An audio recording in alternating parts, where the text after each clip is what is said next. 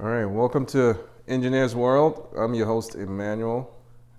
Don't forget to like, comment, subscribe, follow us all the way through as we go through extraordinary stories of professionals in tech, industry professionals in engineering, and tell the real side of life when it comes to what we go through as a whole before we get to where we are today. Today we have with us Toks. Welcome to Engrs World, Toks. Thanks for having me. I appreciate it. Thanks for having me. Toks has been in the industry for over a decade. He's a tech professional. He also recently founded his own IT staffing agency. And so tell us a little bit more about your background, Toks. Thanks for having me. My name is Toks. I'm focused. I like to tell people I'm in tech sales, even though I own a consulting company and I'm part owner of a tech staffing company. But my background started off in engineering. So right now, pretty much I sell the outcome of IT. So how can IT help you drive business transformation from a perspective of selling you a solution, or I'm selling you somebody's skill set. That's the staffing side. So I'm marketing someone's skill set to a company that needs those particular skills. That's how I like to see it. So I tell people I'm in tech sales. I sell stuff. You know. That's cool. My background, I started off my journey into engineering as a computer engineer, bachelor's in computer engineering. I've always loved the business side of things just because of how creative my mind is. I'm Nigerian, so we are, you know how we think, we're figuring out stuff, you know. But so that led me to do my master's in information technology and management. But at some point in my career, I was the guy behind the laptop, writing the code, banging at the laptop. At some point, I did some consulting, so interfacing with clients, but still a technical role. And so that's a brief summary. On the side, I'm a certified sommelier, so I appreciate you setting this up, you know, giving me a good bottle of Riesling. So thank you for that. Yeah, definitely. It's definitely good to have you. Let's cheers to that, right? Yeah. Oh, man. So I want to get a little bit more about your story from the very beginning.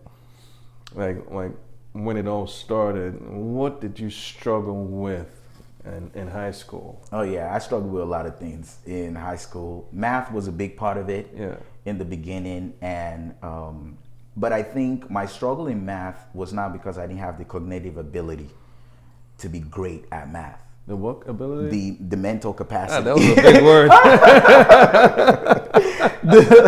the mental ability to be, you are something else, bro. But yeah, it wasn't because I didn't have that mental capacity to be good at math. It was because I didn't apply myself.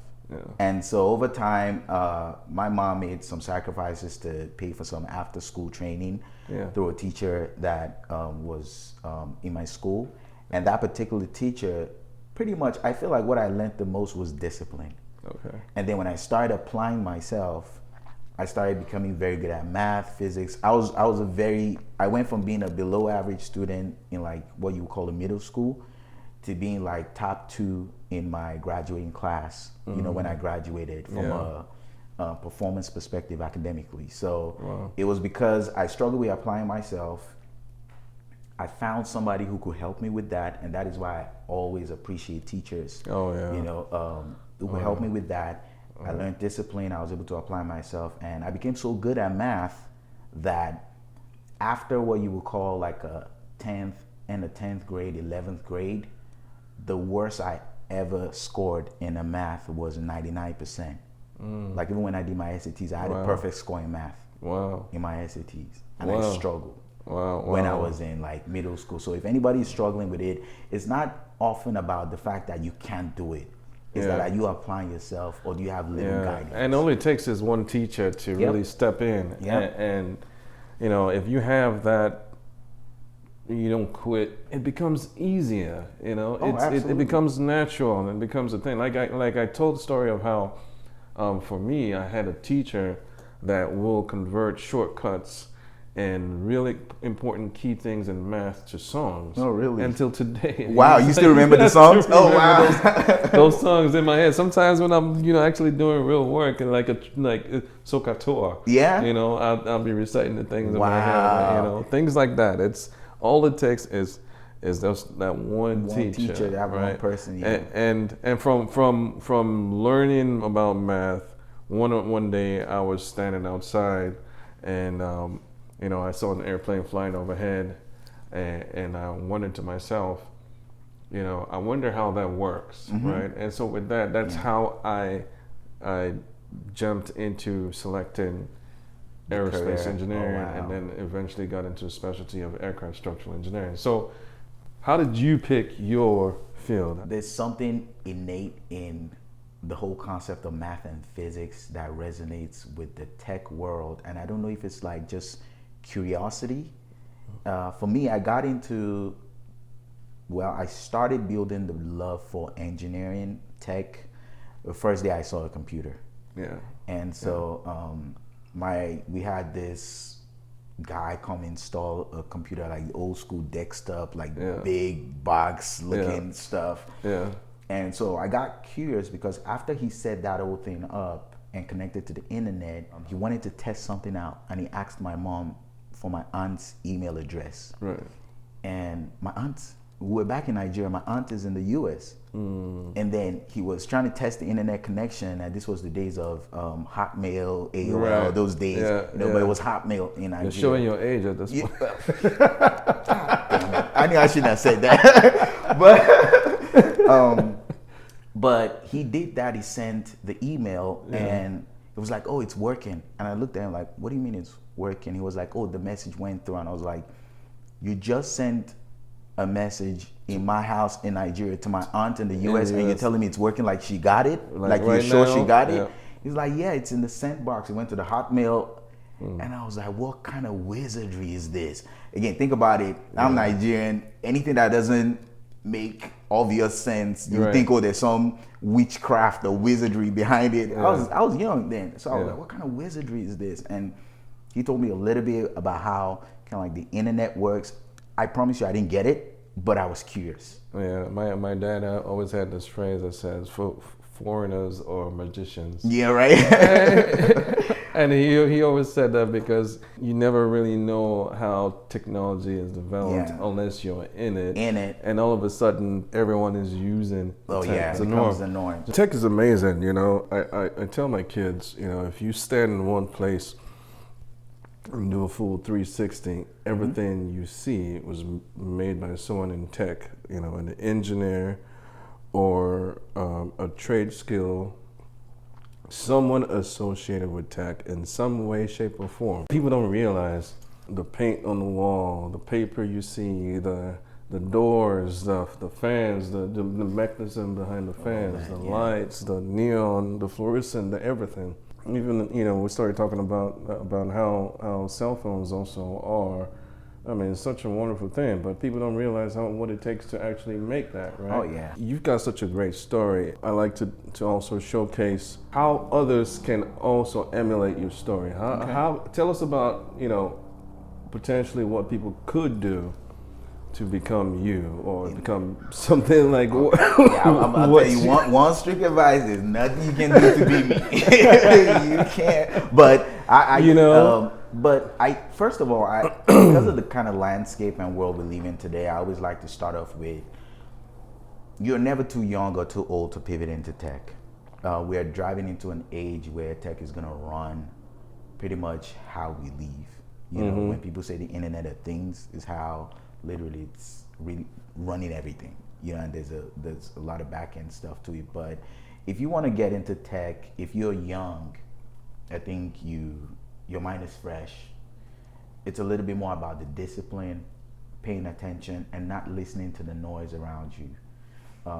When you're super young and you're into technology, you might face some struggles with people who think tech is not cool because you're not a rapper, because you're not good at sports, you're not this and that. But trust me, if you hang on and stay with it, the discipline part is important.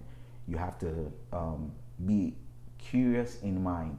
You have to want to know more about things. You're never satisfied with, this is how it's supposed to work. After you're done saying this is how something works, if you naturally think how else can it work, you're probably wired to be an engineer by default. But if you're maybe a lot older, you're into a different career, path before and you want to pivot into tech, I get a lot of people ask me that question very Right. often. Like, how do I want to change my career into tech?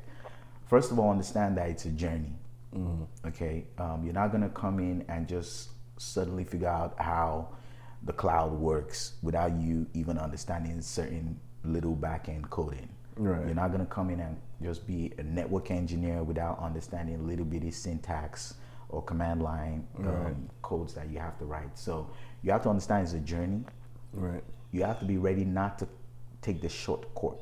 Like there are a lot of people who will You tell gotta you, stick hey, to it. I'm telling you, bro, I get so annoyed when I see all this 6 weeks to 6-figure IT professional. Like, it's insane, you know. But so first of all, if you're trying to pivot into tech, avoid those.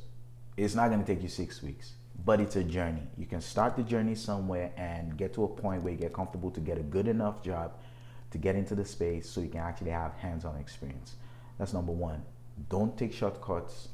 You're gonna have to learn a lot of things. So you're gonna have to YouTube, Udemy, all types of platforms are out there where you can take trainings. And it's very helpful to have a mentor. I think that's a big part that a lot of people underestimate. Having someone who has been through it and being able to bounce things off of their head, have them balance you off a little bit, it does help, especially if you're making that career transition. But for younger people, younger folks, you're in college, you're still in high school, sky's your limit. You know, there's endless information out there. You just have to focus on it, and you know the hard work part is gonna be there. And time has to play. So you cannot walk around time. You can't be. Time has to. You have to do something for a period of time before you become a pro at it. Right. And you have to understand from the beginning. I'm not gonna be a pro in 6 weeks at this.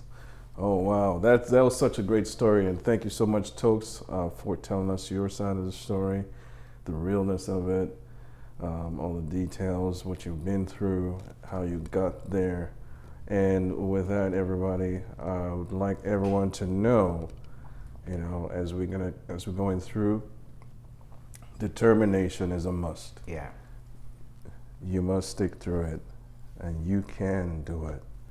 Again, like, comment, subscribe, and stick with us as we continue showcasing everyone's journey and story and highlighting STEM as a whole. I didn't think it was, I thought it was, I was very curious about how that worked. Sorry about that. Sorry.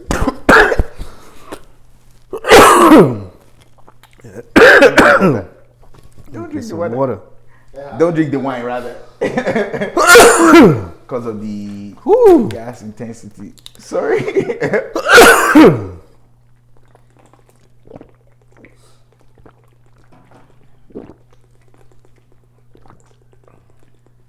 No, we gotta leave that part on the video. For sure. We gotta leave that part. I want to see that part.